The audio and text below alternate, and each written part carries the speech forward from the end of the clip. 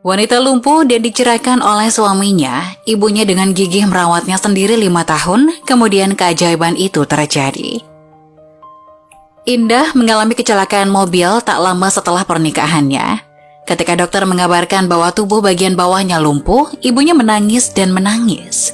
Saat itu, karena biaya pengobatan yang tinggi, suami Indah dan ibunya harus bergiliran untuk merawatnya saat akan bekerja.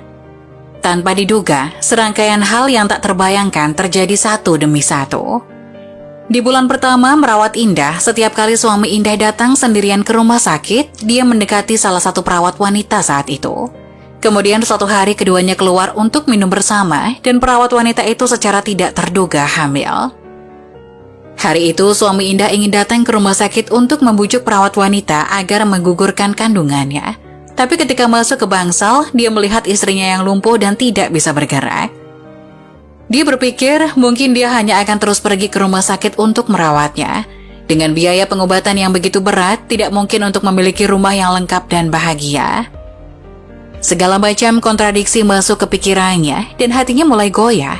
Dia merasa bahwa jika dia memilih perawat wanita ini, segala sesuatu yang tampaknya tidak optimis dapat berubah secara berbeda.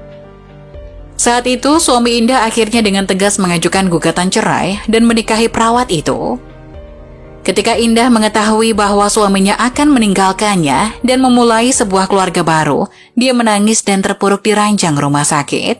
Tapi Ibu Indah tampak luar biasa tenang, dia tidak terkejut dengan kepergian suami putrinya.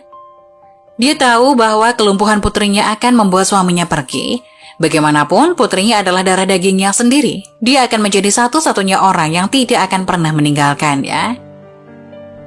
Jadi setelah Indah menerima permintaan cerai dari suaminya, dia tidak protes sama sekali dan terus mencerahkan putrinya dan menenangkan emosinya. Setelah Indah bercerai, banyak orang menyatakan simpati mereka dan banyak orang datang ke rumah sakit untuk menjenguknya. Mereka juga merasa kasihan pada ibunya sendiri yang merawat Indah. Banyak orang bahkan membujuknya untuk menyerahkan Indah, tapi Ibu Indah tidak pernah memperdulikan kata orang.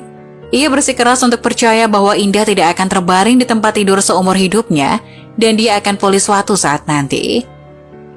Dengan keyakinan seperti itu, Ibu Indah telah merawat Indah selama 5 tahun dalam keadaan yang sulit.